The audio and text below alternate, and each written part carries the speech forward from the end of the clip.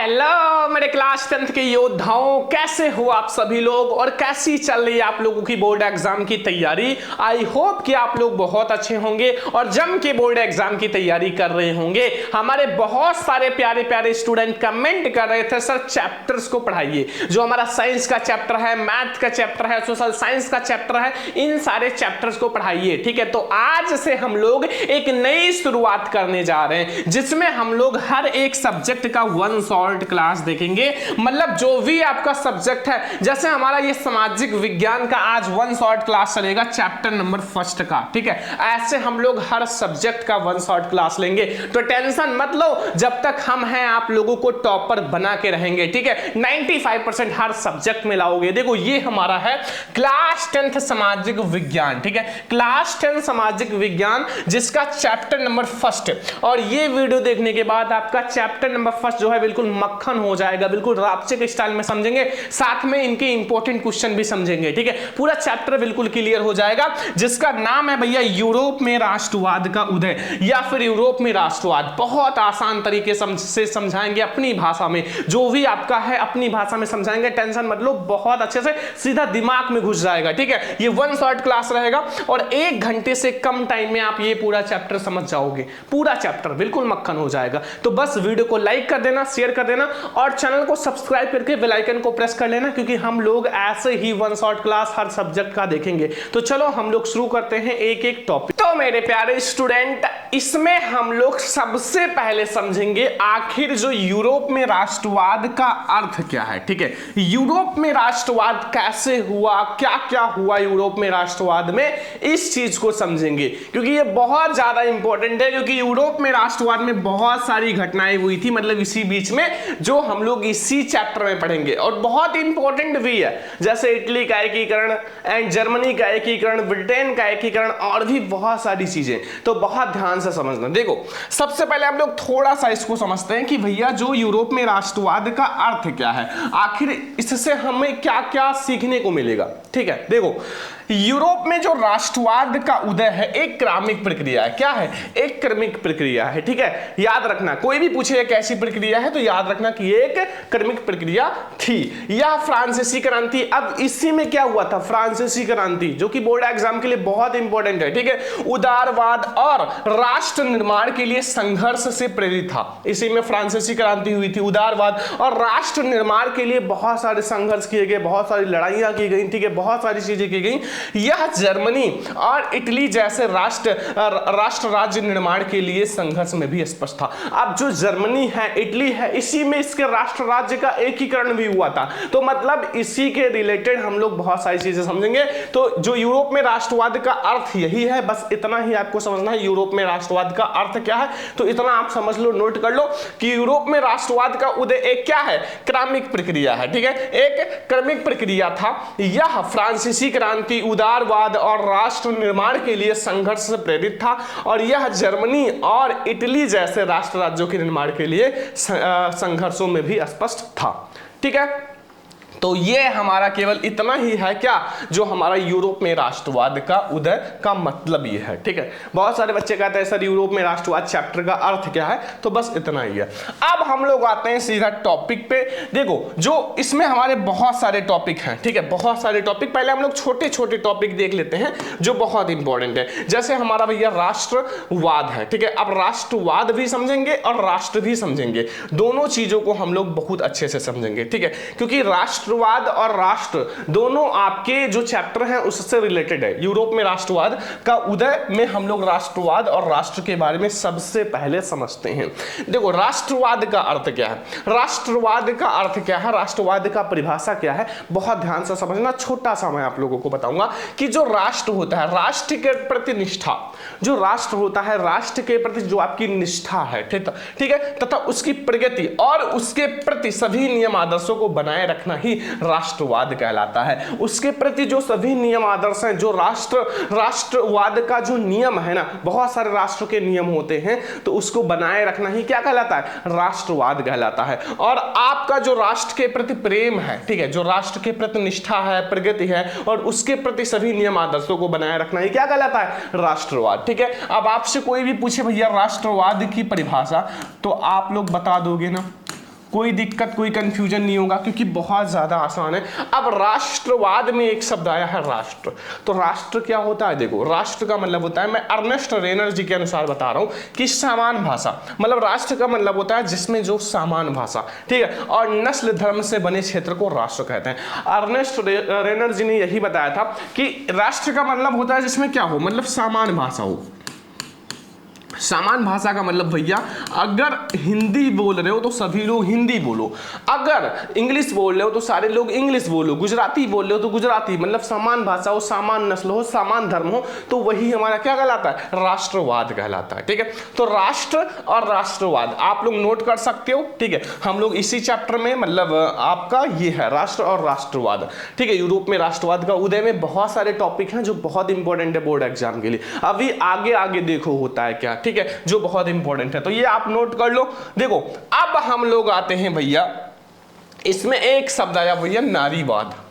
नारीवाद का क्या अर्थ है? छोटे छोटे टॉपिक पहले समझ लो, फिर अभी आपको बड़े बड़े टॉपिक आगे मिलेंगे जो कि चैप्टर में बहुत इंपॉर्टेंट है। तो नारीवाद का मतलब होता है भैया, आपको इस टॉपिक के नाम से भी स्पष्ट हो रहा होगा कि नारीवाद क्या है। नारीवाद क्या है? जो नारियां हैं, नारियों की पहले के समय में बहुत कम अधिकार होता था। ठीक है, बहुत कम, तो उनका जो अधिकार है ना, मतलब जो नारियों का अधिकार है भैया, जो स्त्रियों का अधिकार है, वही होता है नारीवाद।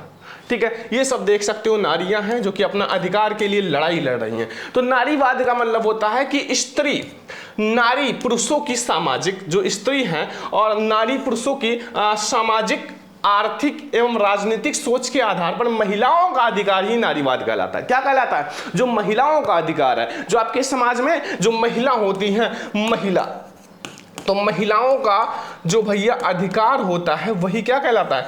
नारीवाद कहलाता है। आसान सा आप तैयार कर लो भैया, जो महिलाओं का अधिकार है वो नारीवाद कहलाता है, बस। तो नारीवाद अगर आपसे आए बोर्ड एग्जाम में तो आसान सा भाषा में लिख देना कि भैया स्त्री, नारी पुरुषों की जो सामाजिक, आर्थिक एवं राजनीतिक सोच के आधार पर, ठीक है, क्योंकि आप सामाजिक विज्ञान पढ़ रहे हो, उसमें सामाजिक भी देखा जाएगा, आर्थिक भी देखा जाएगा, राजनीतिक भी देखा जाएगा। ठीक है, अब इस सोच के आधार पर जो महिलाओं का अधिकार है वो क्या कहलाएगा? नारीवाद कहलाएगा। ठीक है, तो ये जो महिलाएं हैं उनका अधिकार क्या है? नारीवाद। बस इतना सा तैयार हो गया होगा। इसमें तो आपको कोई कंफ्यूजन नहीं होगा क्योंकि बहुत आसान तरीके से मैं आप लोगों को बता रहा हूं। अब एक शब्द आया है मेरे प्यारे लाडलो, स्टेट जर्नल। स्टेट जर्नल का मतलब क्या है? स्टेट जर्नल का मतलब बहुत छोटा सा मैं आपको समझाऊंगा, बहुत छोटा सा आसान भाषा में। स्टेट जर्नल का मतलब है, 2 नंबर में आपके बोर्ड एग्जाम में आता है कि स्टेट जो था 1789 की बात है। कब की बात है भैया? 1789 ईस्वी की। ठीक है, स्टेट जर्नल एक आम सभा थी, जैसे एक छोटी मोटी सभा होती है। ठीक है, जैसे हर जगह होता है ना, राष्ट्र में, गांव में, तो वो ही एक आम सभा थी, छोटी मोटी सभा थी, जो क्षेत्र के फ्रांसीसी संप्रदायों के संपदाओं का प्रतिनिधित्व करती थी। बाद में उसका नाम नेशनल असेंबली रखा गया। बाद में जो स्टेट जर्नल का नाम क्या कर दिया गया? National assembly. ये है भैया, यही है क्या? State journal. लेकिन बाद में इसका नाम क्या कर दिया गया? National assembly. याद रखना, नेशनल असेंबली। ठीक है, तो ये पहले तो एक छोटी मोटी आम सभा थी, लेकिन बाद में ये नेशनल असेंबली बन गया। ठीक है, बस इतना सा आपको तैयार कर लेना स्टेट जर्नल में कि स्टेट जर्नल क्या था। 1789 के स्टेट जर्नल एक आम सभा थी। 1789 में जो स्टेट जर्नल है एक छोटी मोटी आम सभा थी जो क्षेत्र के फ्रांसीसी संप्रदायों के संपदाओं का प्रतिनिधित्व करती थी। बाद में उसका नाम क्या कर दिया गया? नेशनल असेंबली कर दिया गया। बस, ठीक है, तो ये आपको टॉपिक समझ में आ गया। पहला मैंने आपको समझाया राष्ट्रवाद, जो कि बहुत आसान है, नोट कर लो, 1-2 बार पढ़ लेना, रिवाइज कर लेना, सुबह उठ के तैयार हो जाएगा।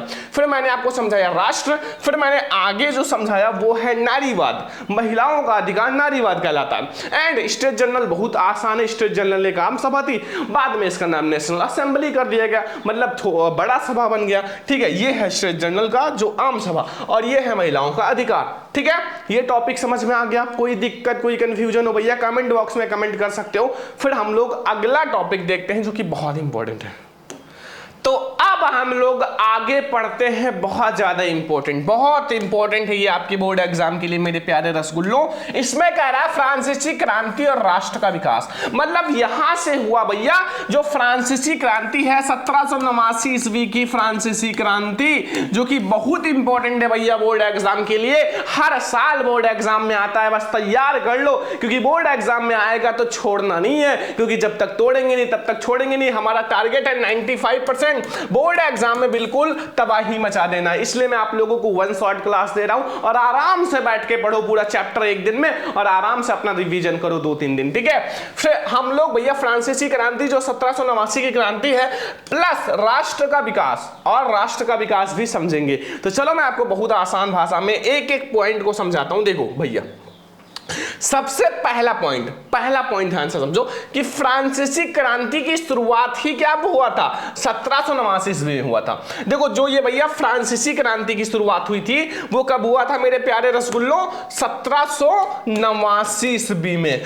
अगर आपके बोर्ड एग्जामों में आ जाए कि भैया ऑब्जेक्टिव में कि फ्रांसीसी क्रांति की शुरुआत कब हुई थी, तो आप टिक लगाना 1789 में। एक बार नहीं 15 बार आ चुका है बोर्ड एग्जाम में, तो इसलिए आप लोग ये वाला जो डेट है याद रखना कि फ्रांसीसी क्रांति की शुरुआत 1789 में हुआ था, ठीक है। बहुत इंपॉर्टेंट है ये वाला लाइन, क्योंकि ऑब्जेक्टिव में बहुत ज्यादा आता है, तैयार कर लेना। फिर देखो दूसरा जो है वो है फ्रांसीसी क्रांति में सभी लोगों की मांग थी कि राजतंत्र को हटा के प्रजातंत्र बनाया जाए। देखो फ्रांसीसी क्रांति का मतलब यही है कि भैया जो राजतंत्र है, जो राजा थे वहां के वो राज करते थे। अब ऐसा वैसा राज नहीं करते थे, बहुत तगड़ा वाला राज करते थे, मतलब वो राजा थे ही, मतलब पूरा राजा ही थे। अब वो क्या करते थे कि जो आम जनता थी उन पर दयनीय स्थिति, मतलब उनको मारते थे, पीटते थे, जिसको मन करे उसको मार देते थे, मतलब बहुत ज्यादा ही दुर्दशा खराब थी। तो भैया राजतंत्र को हटाओ और प्रजातंत्र बनाओ। प्रजातंत्र का मतलब जो लोगों की मांग हो, जो जनता कहे वो करो, इसको कहते हैं प्रजातंत्र, ठीक है। तो ये दोनों पॉइंट समझ में आ गया। जितना पॉइंट बता रहा हूं बहुत इंपॉर्टेंट है, ठीक है। अब अगला जो हमारा है पॉइंट वो देखो अगला है कि फ्रेंच भाषा को राष्ट्रभाषा घोषित किया जाए।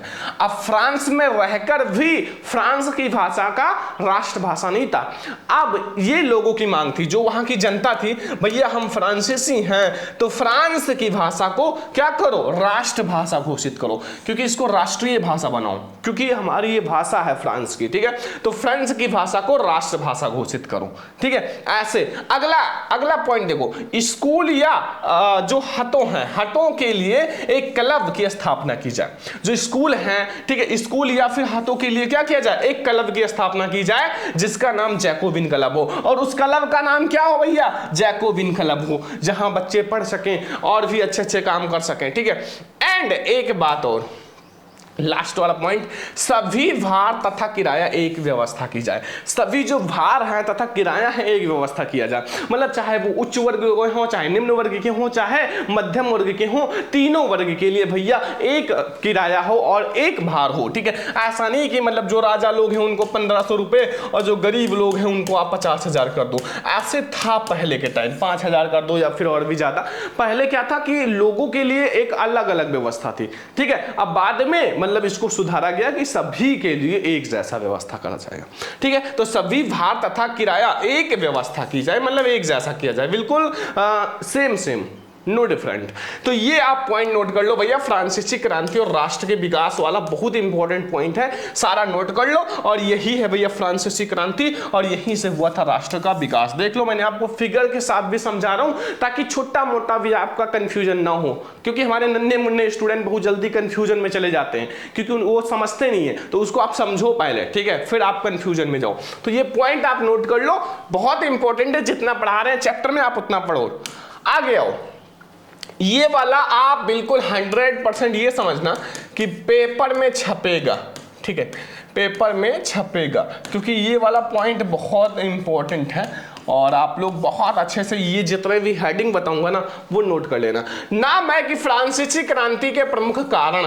आखिर फ्रांसीसी क्रांति हुआ क्यों, उसका कारण क्या था। कोई भी चीज होता है तो उसका कोई कारण होता है, घर में लड़ाई होता है तो उसका कोई कारण होता है। वैसे भैया फ्रांसीसी क्रांति का बहुत बड़ा कारण था, छोटा मोटा कारण नहीं था, बहुत बड़ा कारण था। मैं आपको 3 से 4 पॉइंट से समझाऊंगा, ठीक है। तो इसका कारण जो है बहुत इंपॉर्टेंट है बोर्ड एग्जाम के लिए। तो आओ सबसे पहला मैं आप लोगों को समझाता हूं। पहला पॉइंट देखो, पहला पॉइंट बहुत खतरनाक है कि भैया अयोग्य शासन था। कैसा था, अयोग्य शासन। अयोग्य का मतलब भैया वो जो शासन था वो पढ़ा लिखा नहीं था, मतलब बिल्कुल ही गंवार थे वो लोग, ठीक है, मतलब अनएजुकेटेड थे, ठीक है। अयोग्य शासन था। अब अयोग्य शासन था तो वो बहुत ज्यादा ही बेकार था। जो पढ़ा लिखा नहीं है, एक पढ़ा लिखा इंसान और एक नहीं पढ़ा लिखा इंसान में बहुत अंतर होता है, ठीक है। तो अयोग्य शासन मतलब अयोग्य व्यक्ति राजा बना था, राजा था वो सबका, ठीक है। जो पढ़े लिखे थे उनको उनका भी कानून चलाता था। तो देखो अयोग्य शासन का मतलब मैं आपको थोड़ा सा समझाता हूं, यहां लिख लो आप लोग कि फ्रांस की क्रांति के समय लुई वंश का शासन था। लुई वंश का शासन था, किसका था, लुई वंश का, ठीक है। एंड जो जिद्दी तथा कर्तव्यहीन शासन था। अब पढ़ा लिखा तो था नहीं, कुछ पता था नहीं, तो वो बहुत ज्यादा जिद्दी था। जिद्दी का मतलब जो चाहे वो करता था, जो मन में आए वो करता था, ठीक है। तथा कर्तव्यहीन, कोई कार्य नहीं करता था, जनता के लिए कोई कार्य नहीं करता था, ठीक है, कुछ भी नहीं करता था, केवल राजा था बस। और यह सुधारों का पक्षधर नहीं था, मतलब ये सुधरना भी नहीं चाहता था। अगर लोग उसे सुधारना चाहें तो वो सुधरना भी नहीं चाहता था। क्यों, क्योंकि वो कर्तव्यहीन था, कुछ करना चाहता था नहीं था, ठीक है। साथ में वो बहुत ज्यादा जिद्दी था और ये सुधारों का पक्षधर नहीं था। अगर लोग सोचें कि ये भैया सुधर जाएंगे, सुधार देंगे, लेकिन नहीं, कुछ नहीं। और इसलिए जनता इसका विरोध करती थी। अब इसलिए भैया जनता इसका विरोध करती थी। अब ऐसे सरकार, ऐसे राजा का कौन नहीं विरोध करेगा। तो भैया जनता उसका जम के विरोध करती थी कि भैया इसको हटाओ, राजतंत्र को हटाओ, प्रजातंत्र बनाओ, ठीक है। तो ये हमारा बहुत इंपॉर्टेंट है। पहला पॉइंट बहुत आसान लैंग्वेज में मैंने लिखा है ताकि आप लोगों को तुरंत समझ में आ जाए, सीधा दिमाग में जाए और छप जाए, ठीक है। इसको आप नोट कर लो, बहुत आसान है कि फ्रांस की क्रांति के समय लुई वंश का शासन था, जो जिद्दी तथा कर्तव्यहीन शासन था। यह सुधारों का पक्षधर नहीं था, इसलिए इसका जनता विरोध करती थी। अगला आ जाओ भैया, यहां कुछ वर्ग हैं, जैसे हमारा मध्यम वर्ग। अब भैया उच्च वर्ग जो थे, जो राजा लोग थे उच्च वर्ग में, और भी बहुत बड़े बड़े जमींदार थे, और भी बहुत सारे लोग थे जो तो बहुत अच्छे से जीवन व्यतीत कर रहे थे, ठीक है। लेकिन जो मध्यम वर्ग था, मध्यम वर्ग, यहां पर औद्योगिक क्रांति होने के कारण, जब औद्योगिक क्रांति हुआ तो उसके कारण मध्यम वर्ग का उदय हो गया था। क्या हुआ था, मध्यम वर्ग का उदय हो गया था, जिसमें छोटे उद्योगपति, डॉक्टर, जैसे भैया पढ़े लिखे लोग, डॉक्टर आते हैं, वकील आते हैं, अध्यापक आते हैं और अधिकारी आते हैं, ठीक है, ये सब आते हैं। लेकिन यह वर्ग नवीन विचारों और राष्ट्रीय भावनाओं से ओतप्रोत थी। लेकिन इन लोगों का उस टाइम में कोई इज्जत नहीं था, ठीक है। इन लोगों का जैसे आम जनता थे वैसे इन लोगों का भी मतलब इज्जत था, ठीक है। लेकिन यह वर्ग जो थे नवीन विचारों और राष्ट्रीय भावनाओं से ओतप्रोत था। लेकिन ये जो वर्ग था भैया पढ़ा लिखा था, तो इनके माइंड में नए नए विचार आते थे और राष्ट्रीय भावना, राष्ट्र के प्रति अपनी भावना के लिए ओतप्रोत थे, बिल्कुल उनके लिए ओतप्रोत थे, ठीक है। जो मतलब राष्ट्र के लिए बहुत कुछ करना चाहते थे, अपने राष्ट्र के लिए, बस इतना आपको लिखना है मध्यम वर्ग में, नोट कर लो। फिर हम लोग आते हैं भैया आम जनता, जो भैया गरीब लोग थे उनको तो सताया गया था बहुत ज्यादा। देखो जो आम जनता थी उनकी दयनीय स्थिति, दयनीय का मतलब भैया कि इतनी बेकार स्थिति थी ना कि ये लोग मतलब इस वर्ग में मतलब एक तो खाने पीने के लिए भी कुछ नहीं मिलता था, लोग मारते थे, पीटते थे और बहुत कुछ होता था, ठीक है। जैसे देखो इस समय जो था शासन उच्च वर्ग का था। उच्च वर्ग का मतलब जो बहुत बड़े बड़े लोग होते हैं, जो उच्च वर्ग में आते हैं। और कुलीन वर्ग, इसको आप कुलीन कर लेना, ठीक है। कुलीन वर्ग देखो ध्यान से, जो कुलीन वर्ग था, ध्यान रखना, जो कुलीन वर्ग और उच्च वर्ग था, ठीक है, कुलीन वर्ग और उच्च वर्ग, जहां विलासिता पूर्वक जीवन व्यतीत कर रहे थे, बहुत अच्छे से जीवन व्यतीत कर रहे थे, विलासिता पूर्वक मतलब बहुत अच्छे से, ठीक है, आराम से, ठीक है, इंजॉय कर रहे थे जिंदगी का। लेकिन वही आम जनता की क्या थी, दयनीय स्थिति थी, बड़ी दयनीय स्थिति थी, जो कि मतलब देखने लायक नहीं थी, बहुत ज्यादा ही दयनीय स्थिति थी। तो ये बहुत इंपॉर्टेंट हेडिंग है, क्योंकि आपके बोर्ड एग्जाम में आता है कि फ्रांसीसी क्रांति के समय आम जनता की स्थिति कैसी थी। ऑप्शन आपके पास रहेगा अच्छी थी, दयनीय थी, या फिर और भी 2-4 ऑप्शन रहेंगे, तो आपको याद रखना कि दयनीय स्थिति थी। ठीक है, तो तीसरा वाला पॉइंट आपको समझ में आ गया है भैया, स्वतंत्रता पर प्रतिबंध। अब बच्चों, स्वतंत्रता पर प्रतिबंध का मतलब क्या है भैया? स्वतंत्र मतलब जैसे आज स्वतंत्र रूप से लोग टहल रहे हो ना, ऐसा नहीं था। और स्वतंत्र रूप से अपने धर्म की पूजा भी नहीं कर सकते थे। आप किसी भी धर्म से हो, अपने धर्म की स्वतंत्र रूप से पूजा नहीं कर सकते थे। मतलब है इस समय फ्रांसीसी सरकार ने लोगों के स्वतंत्रता पर भी कई प्रकार के, इसको हटा देना, कई प्रकार के प्रतिबंध लगा रखे थे। मतलब इस समय क्या था, मतलब जो फ्रांसीसी सरकार ने लोगों के ऊपर क्या है, मतलब कई प्रकार की क्या स्वतंत्रता पर भी प्रतिबंध लगा रखे थे। यहां तक कि उनके धार्मिक विश्वासों पर भी प्रतिबंध लगे थे। धार्मिक विश्वास, जो अपने धर्म की पूजा करते हो ना आजकल, वो भी नहीं कर सकते थे उस समय, जब क्या था, लुई वंश का शासन था। किसका था?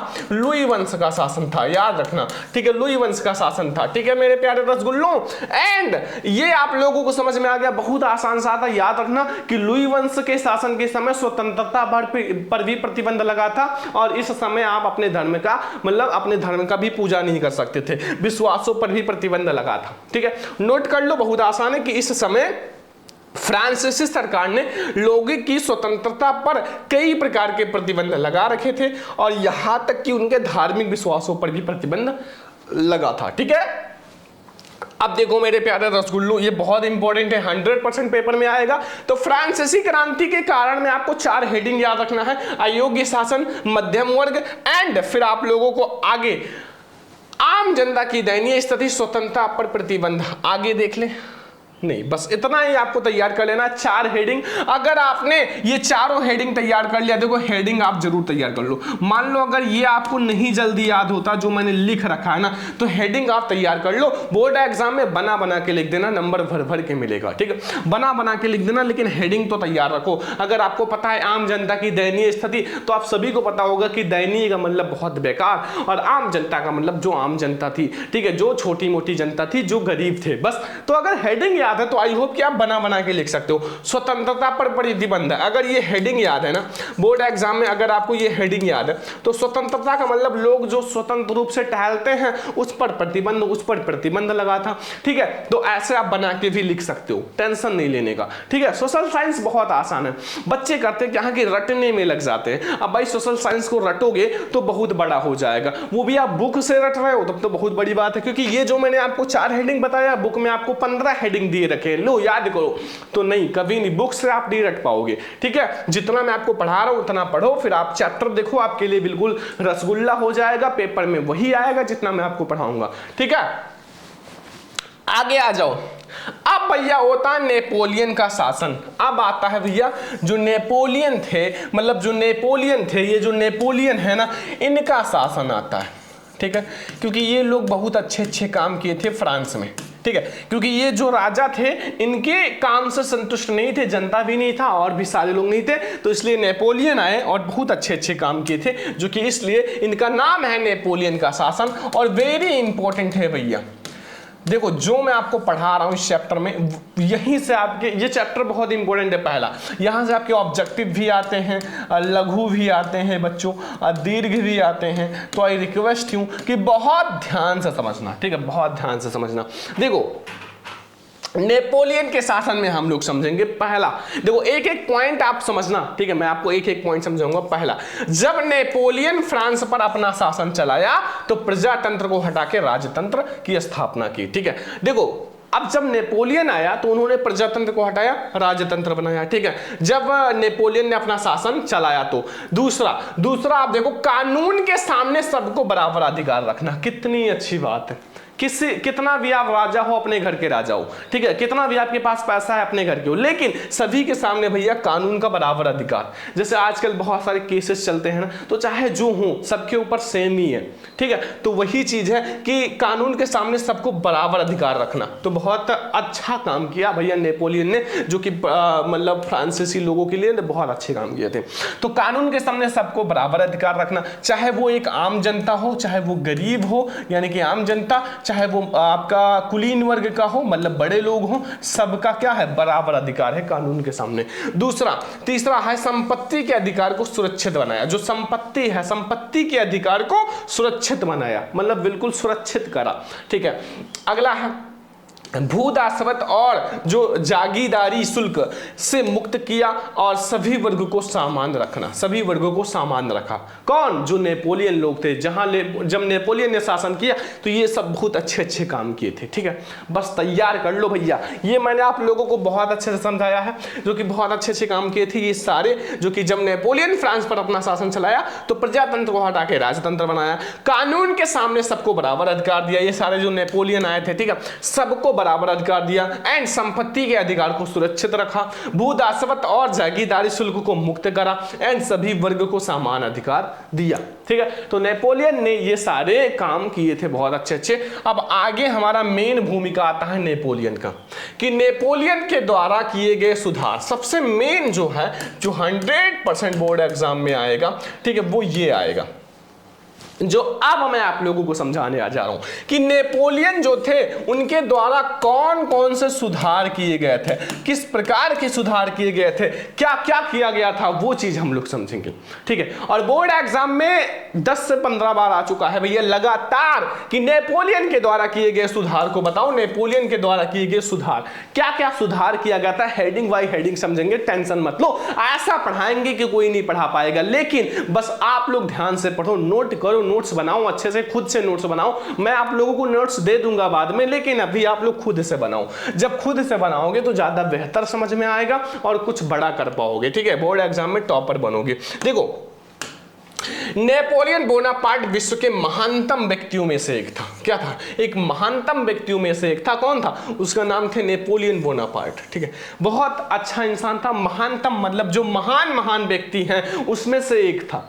जैसे हमारे जवाहरलाल नेहरू, महात्मा गांधी हैं, तो ऐसे एक नेपोलियन बोनापार्ट भी थे, बहुत अच्छे इंसान। और उसके असाधारण कार्यों और आश्चर्यजनक विजयों ने 1799 ईस्वी से 1815 तक, कब से? 1799 से 1815 तक, ठीक है, याद रखना, इसी के बीच में नेपोलियन आए थे, तक संपूर्ण यूरोप को प्रभावित किया, निम्नलिखित सुधार भी किए। संपूर्ण जो पूरा यूरोप है ना, पूरे यूरोप को प्रभावित कर दिया, पूरे यूरोप को हिला दिया, ठीक है। और बहुत अच्छे काम किए। जैसे हम लोग एक एक सुधार को समझते हैं। देखो मेरे प्यारे लाडलों, जैसे भैया हम लोग पहला सुधार है शासन संबंधी सुधार, जो कि शासन, सबका शासन जो है, मतलब जो लोग शासन जो है, मतलब आम जनता और भी कुलीन वर्ग, मध्यम वर्ग, सबका शासन क्या करा? एक जैसा करा। देखो, नेपोलियन ने शासन व्यवस्था को व्यापकता और कार्य क्षमता के सिद्धांतों पर आधारित थी और सभी को समान शासन दिया, ठीक है।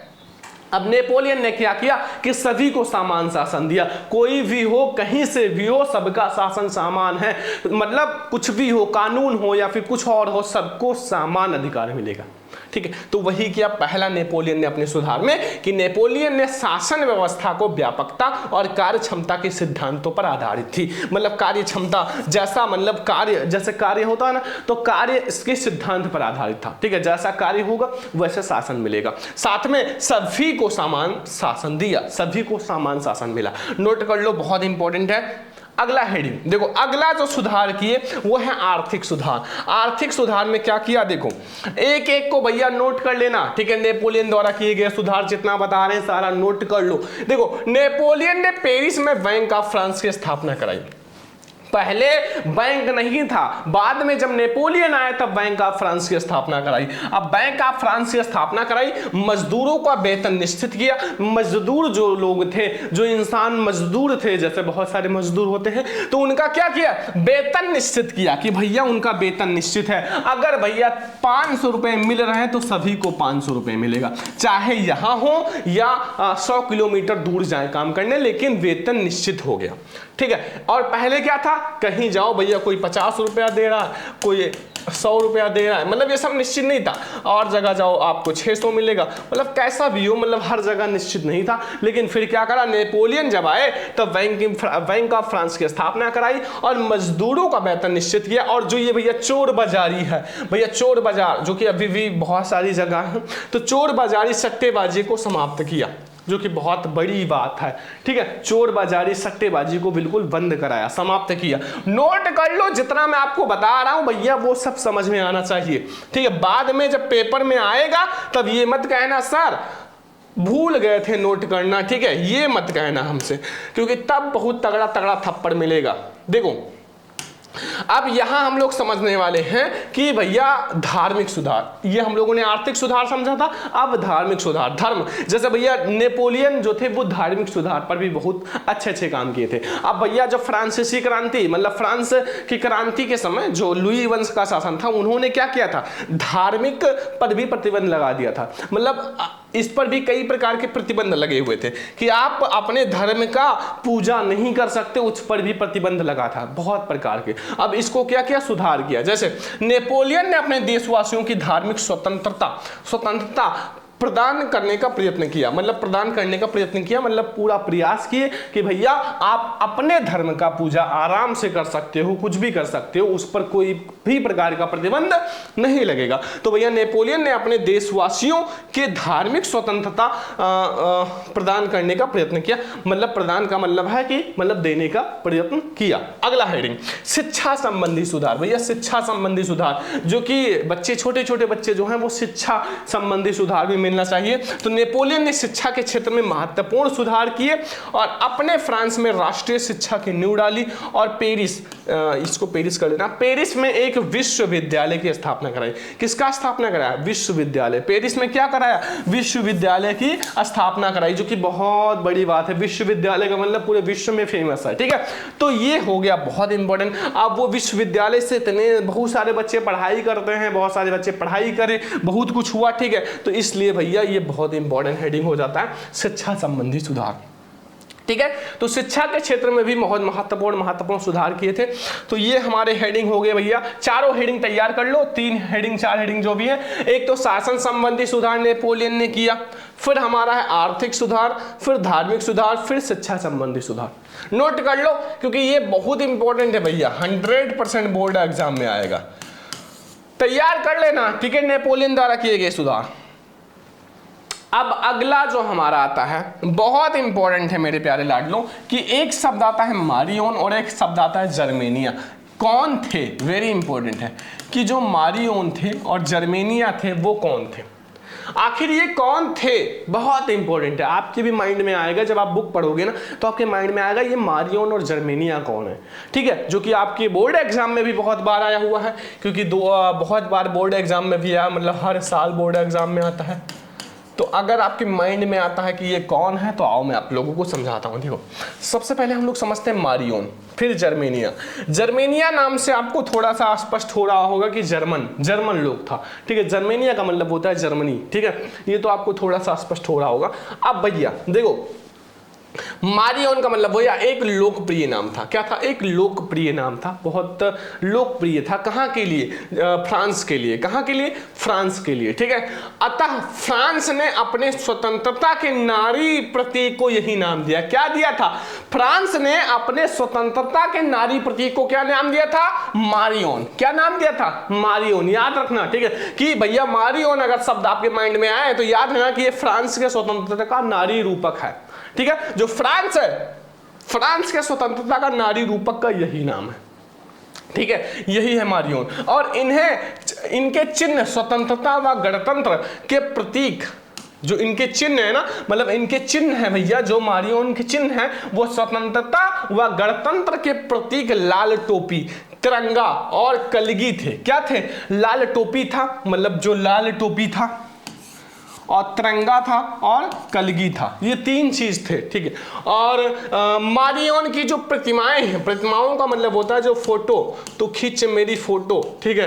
तो पहले ये गाना नहीं था, चौराहे और अन्य महत्वपूर्ण स्थानों पर लगाई गई, ठीक है। तो इनकी जो फोटो है वो चौराहे, जो चौराहे होते हैं ना, चार राहों का समूह, ठीक है, यानी कि 4 रास्ते जहां होते हैं, और अन्य महत्वपूर्ण स्थानों पर लगाई गई, ठीक है। तो ये हमारा हो गया मारियन के बारे में, बहुत आसान सा मैंने आपको समझाया है। बुक में मत पढ़ना, बुक में पढ़ोगे जो दिमाग है वो हिल जाएगा और बाहर निकल आएगा। क्यों? क्योंकि ये पूरा 2-3 पेज में लिखा रहेगा। और मैंने कितना समझाया? जितना आपको बोर्ड एग्जाम में लिखना है मेरे प्यारे रसगुल्लों। देखो मैं आपको बहुत आसान लैंग्वेज में पढ़ा रहा हूँ, जितना मैं आपको पढ़ा रहा हूँ अगर एक बार ध्यान से पढ़ लिया ना तो कसम से आपको बिल्कुल याद हो जाएगा। और अगर नहीं याद होगा ना तो इसका मतलब आप दिमाग लगा के नहीं पढ़ रहे हो, दिमाग कहीं और जा रहा है, ठीक है। जब दिमाग आपका लगा रहेगा बिल्कुल स्टडी पे, तब याद होगा। ऐसा नहीं कि पढ़ रहे हो यहाँ पे और दिमाग जा रहा है बाजार में कि वहां देखे थे उसको, बहुत अच्छा था, ठीक है, या बहुत अच्छी थी। तो ये नहीं करना है, आपको यहाँ माइंड रखना है जहां मैं आपको पढ़ा रहा हूं, ठीक है। अगला देखो, जर्मेनिया, यह जर्मन राष्ट्र की नारी रूपक थी। अब ये जो कौन थे भैया? जर्मेनिया जर्मन राष्ट्र की नारी रूपक थी। मारियन फ्रांसीसी, जो फ्रांस स्वतंत्रता की नारी प्रतीक थी। इतना ध्यान रखना, दोनों में डिफरेंस है, ठीक है। और वैसे भी नाम से भी स्पष्ट हो रहा है, जर्मेनिया का मतलब होता है जर्मन, ठीक है। तो यह जर्मन राष्ट्र की नारी रूपक थी। और ये चचूस अभिव्यक्तियों में वह वलूत वृक्ष के पत्तों का मुकुट पहनती थी। जो ये वलूत वृक्ष का पत्ता है ना, ये पत्ता देखो, पत्ता का मुकुट है, ठीक है। तो ये क्या करते थे? वलूत वृक्ष के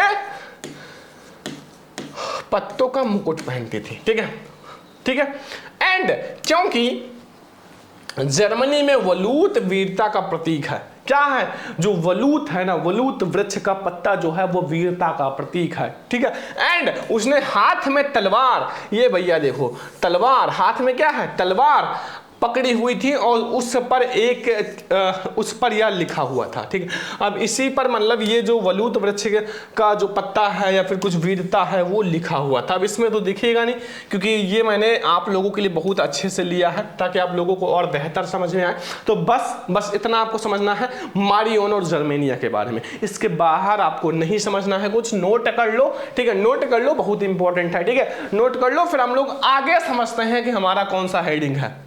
अब हमारा सबसे इंपॉर्टेंट हेडिंग स्टार्ट होता है भैया 6 नंबर वाला हेडिंग, जो कि बहुत इंपॉर्टेंट है, वेरी इंपॉर्टेंट है मेरे प्यारे रसगुल्लो। बस तैयार कर लेना है, ठीक है। इटली का एकीकरण। क्या है? इटली का एकीकरण।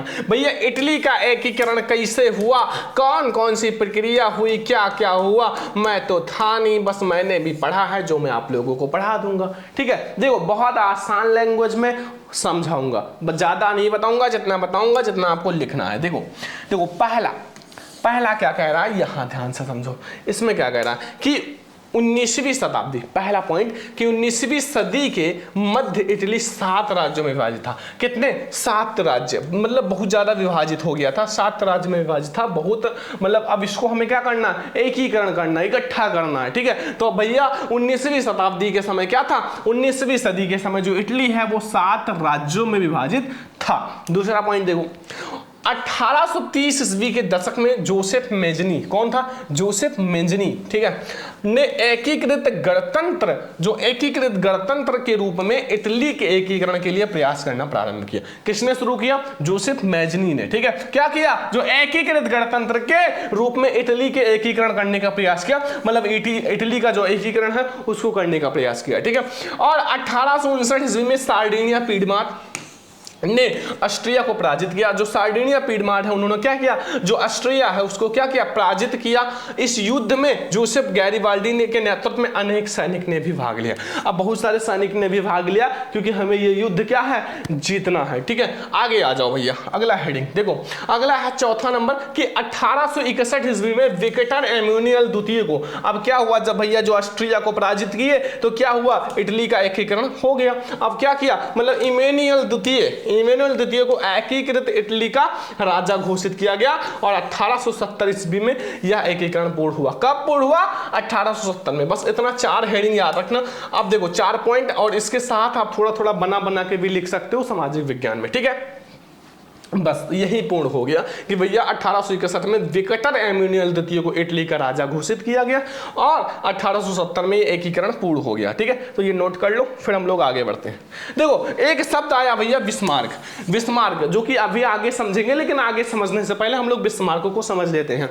बिस्मार्क एक महान कूटनीतिज्ञ था। उसकी सबसे बड़ी उपलब्धि क्या थी? जर्मनी का एकीकरण। जर्मनी का एकीकरण क्या था भैया? बिस्मार्क की सबसे बड़ी उपलब्धि थी। जैसे हर एक व्यक्ति की कोई बड़ी बड़ी उपलब्धि होती है, तो वैसे भैया बिस्मार्क की भी एक सबसे बड़ी उपलब्धि क्या थी? जर्मनी का एकीकरण। और जर्मनी का एकीकरण आओ हम लोग समझते हैं। देखो जर्मनी का एकीकरण, उससे पहले मैंने आपको बिस्मार्क के बारे में समझा दिया। अब कोई भी बच्चा बीच में नहीं कहेगा कि सर बिस्मार्क कौन था, वरना लगाएंगे 2 थप्पड़ और फिर कहोगे सर समझ में आ गया। क्यों? क्योंकि जब आपने इसको ध्यान से समझ लिया तो आगे मत कहना, ठीक है, कि बिस्मार्क कौन था। यहां समझो, लोग समझने वाले हैं जर्मनी का एकीकरण, जो कि बहुत इंपॉर्टेंट है। आपके बोर्ड पेपर में 100% आएगा 4 नंबर में। ठीक है, जब आप पेपर देना भैया तो आप देख लेना कि ये वाला क्वेश्चन आपके बोर्ड एग्जाम में 100% आया है। ठीक है, बहुत इंपॉर्टेंट है जर्मनी का एकीकरण और इटली का एकीकरण, ये दोनों इंपॉर्टेंट है। तो जर्मनी का एकीकरण देखो, बहुत आसान भाषा में समझाऊंगा, बस थोड़ा सा ध्यान से समझना कि राष्ट्रवादी भावनाएं मध्यवर्गीय जर्मन लोगों में काफी व्याप्त थी। जो राष्ट्रवादी भावनाएं हैं वो क्या था? मध्यवर्गीय जर्मन लोगों में काफी ज्यादा ही व्याप्त थी। और उन्होंने 1848 में जर्मनी महासंघ के विभिन्न इलाकों को जोड़कर एक निर्वाचित संसद द्वारा शासित राष्ट्र राज्य बनाने का प्रयास किया था। अब जो 1848 में जर्मनी महासंघ के विभिन्न इलाकों को जोड़कर एक निर्वाचित संसद द्वारा शासित राष्ट्र राज्य बनाने का प्रयास किया था और राजशाही और फौज की ताकत ने मिलाकर दबा दिया। अब राजशाही और फौज की ताकत ने मिलकर ये क्या किया? दबा दिया। मतलब ये बात जो है वो दबा दिया, जो कि अभी भी बहुत सारे चीजें देखते हो कि बड़े बड़े लोग छोटी छोटी बातों को दबा देते हैं, छोटे छोटे लोगों के, तो वैसे उस समय भी था। उसके बाद प्रसा ने राष्ट्रीय एकीकरण के आंदोलन का नेतृत्व संभाल लिया। उसके बाद जो प्रसा थे, प्रसा ने राष्ट्रीय एकीकरण के आंदोलन का नेतृत्व क्या किया? संभाल लिया। और उसका मुख्यमंत्री कौन था? आंटोइन बिस्मार्क था। कौन था? आंटोइन बिस्मार्क था, जो कि इसका जनक था। अब अगर आपके बोर्ड एग्जाम में जनक आए तो आप क्या कहोगे? आंटोइन बिस्मार्क कौन था? जर्मनी के एकीकरण का जनक था, जिसने प्रसा की सेना प्रसा की सेना और नौकरशाही की मदद ली। 7 वर्ष के दौरान ऑस्ट्रिया, डेनमार्क और फ्रांस से तीनों युद्धों में प्रसा की जीत हुई और एकीकरण की प्रक्रिया पूरी हुई। और यहीं से एकीकरण की प्रक्रिया पूरी हुई। जनवरी 1871 में एक समारोह प्रसा के राजा विलियम प्रथम को क्या किया गया? जर्मनी का सम्राट घोषित किया गया। ठीक है, 1871 में ये जो एकीकरण है वो पूर्ण हुआ था। और इसका जो राजा कौन था? विलियम प्रथम था। ठीक है, और इसका मुख्यमंत्री कौन था? आंटोइन बिस्मार्क था। यहां से बहुत सारे ऑब्जेक्टिव बनते हैं। ये पूरा इटली है, ठीक है, सॉरी जर्मनी है, जर्मनी। ठीक है, यहां से बहुत सारे ऑब्जेक्टिव बनते हैं भैया कि जर्मनी का एकीकरण कब हुआ, जर्मनी का एकीकरण का मुख्यमंत्री कौन था, इसका सम्राट कौन बना। ठीक है, तो ये आप लोग नोट कर लो, बहुत आसान लैंग्वेज में समझाया हूं जर्मनी का एकीकरण, नोट कर लो। अब हम लोग समझने वाले हैं बहुत इंपॉर्टेंट टॉपिक, ब्रिटेन का एकीकरण। देखो हम लोगों ने इटली का एकीकरण, जर्मनी का एकीकरण समझा, अब ब्रिटेन का एकीकरण भी बहुत इंपॉर्टेंट है। ठीक है, तो ये है ब्रिटेन और इसका हम लोग समझने वाले हैं क्या? एकीकरण। ठीक है, एकीकरण देखो बहुत आसान भाषा में समझाएंगे, टेंशन मत लो। ठीक है, टेंशन मत लो। देखो लिखा हुआ है ब्रिटेन साम्राज्य में अंग्रेज आते हैं, वेल्स आते हैं, स्कॉट आते हैं और ढेर सारा समाज जिसे नृजातीय कहते हैं। क्या कहते हैं? नृजातीय। अब कहोगे सर नृजातीय क्या होता है? अभी आपको समझाएंगे, टेंशन मत लो, नृजातीय भी समझ जाओगे। और दूसरा है औद्योगिक क्रांति के बाद ब्रिटेन जो है क्या हुआ? आर्थिक शक्ति बहुत ज्यादा बढ़ गई। औद्योगिक क्रांति के बाद ब्रिटेन का जो आर्थिक शक्ति है वो बहुत ज्यादा बढ़ गई और कुछ साल बाद इसके अंदर आयरलैंड भी जोड़ दिया गया और ब्रिटेन एक नया राष्ट्र का निर्माण हुआ। ठीक है, बस इतना समझना। इसके बाद नृजातीय का मतलब क्या है? नृजातीय जो कि एक शब्द आया है भैया, तो एक साझा नस्ली जनजातीय या सांस्कृतिक उद्गम अथवा पृष्ठभूमि जिसे कोई समुदाय अपनी पहचान मानता है, जिसे कोई पहचान अपना जो समुदाय है अपनी पहचान मानता है, ठीक है, मानता है, उसे क्या कहते हैं? नृजातीय कहते हैं। बस बहुत आसान, कोई भी समुदाय है जो अपनी पहचान माने उसे नृजातीय कहते हैं। अब आ जाओ भैया, ये हमारा है इसके बाद हमारा लास्ट रीडिंग आएगा। पहले आप निरंकुशवाद समझ लो। निरंकुशवाद क्या है? निरंकुशवाद देखो निरंकुशवाद का मतलब होता है एक ऐसी सरकार या शासन व्यवस्था जिसका सत्ता पर किसी प्रकार को कोई अंकुश नहीं होता। ऐसी सरकार जनता के अनुकूल कार्य नहीं करती, जैसा जनता चाहता है वैसा काम नहीं करती। इसका अर्थ ही है निरंकुशवाद, ठीक है। और ये अत्यंत सैन्य बल पर आधारित और दमनकारी सरकारें होती हैं। बहुत आसान है भैया, ये जो सरकार होते हैं ये क्या करते हैं, जो जनता कहती है वो कार्य नहीं करती, वो क्या करती है, अपने मन से कार्य करती है, ठीक है। तो इसीलिए इसका नाम कर दिया गया निरंकुशवाद। क्या कर दिया गया, निरंकुशवाद। तो एक ऐसी सरकार या शासन व्यवस्था जिसका सत्ता पर किसी भी प्रकार का अंकुश नहीं होता और ऐसी सरकार जनता के अनुकूल कार्य नहीं करती और ये अत्यंत सैन्य बल पर आधारित और दमनकारी सरकारें होती हैं, ठीक है। तो ये हमारा हो गया निरंकुशवाद। अब हमारा लास्ट हेडिंग आता है, बाल्कन प्रदेशों में राष्ट्रवादी तनाव क्यों पनपा। जो हमारा बाल्कन प्रदेश है मेरे प्यारे लाडलों, बाल्कन प्रदेश में जो राष्ट्रवादी तनाव है वो क्यों पनपा, मतलब क्यों आया, बहुत इंपॉर्टेंट है। देखो 1871 ईस्वी के बाद यूरोप में बाल्कन क्षेत्र गंभीर राष्ट्रवादी तनाव बन गया था, जिसके भैया निम्नलिखित कारण थे। पहला, इस क्षेत्र की अपनी भौगोलिक व जातीय भिन्नता थी। अब इस क्षेत्र की अपनी भौगोलिक भिन्नता थी और जातीय भिन्नता थी, ठीक है, इसलिए पनपा। तुर्कों और ईसाइयों प्रजातियों के बीच मतभेद के कारण भैया हालत और गंभीर हो गया। अब जो तुर्की लोग थे और ईसाई लोग थे, इनकी मतभेद के कारण हालत और खराब हो गया, ठीक है। जब स्लाव राष्ट्रीय समूहों में स्वतंत्रता व राष्ट्रवाद का विकास हुआ तो भैया तनाव की स्थिति और भयंकर होगी। अब तनाव और भी ज्यादा बढ़ गया, ठीक है। एंड चौथा लास्ट पॉइंट है, इस कारण इस राज्यों में आपसी प्रतिस्पर्धा और हथियारों की होड़ लग गई। क्या हो गया, हथियारों की होड़ लग गई और इस स्थिति को और गंभीर बना दिया। अब ये स्थिति और ज्यादा गंभीर हो गई, ठीक है। तो ये बाल्कन प्रदेशों में राष्ट्रवादी तनाव पनपा। अब ये सारा आपको समझ में आ गया, ये हमारा लास्ट रीडिंग है और आई होप कि आपको ये वीडियो बहुत ज्यादा पसंद आया। पसंद आया इस वीडियो को ज्यादा से ज्यादा लाइक करना और शेयर करना अपने उन सारे फ्रेंड्स के साथ जो ये चैप्टर नहीं पढ़े हो। चैनल को सब्सक्राइब कर लेना, सब्सक्राइब जितने बच्चे देख रहे हैं कर लो, क्योंकि मैं आप लोगों को सारा सब्जेक्ट पढ़ाने वाला हूं। और लाइक करो, इस वीडियो का लाइक का टारगेट है भैया 5000 लाइक का, 5000 लाइक जल्दी से करो, ठीक है। इस वीडियो को लाइक करो, जितने टॉपिक मैंने आपको समझाया समझ में आ गया। तो आज का ये क्लास कैसा लगा कमेंट करके जरूर बताना। इस वीडियो को ज्यादा से ज्यादा लाइक शेयर सब्सक्राइब करना। चलो हम लोग मिलते हैं नेक्स्ट इंपॉर्टेंट वीडियो में, तब तक के लिए जय हिंद, वंदे मातरम।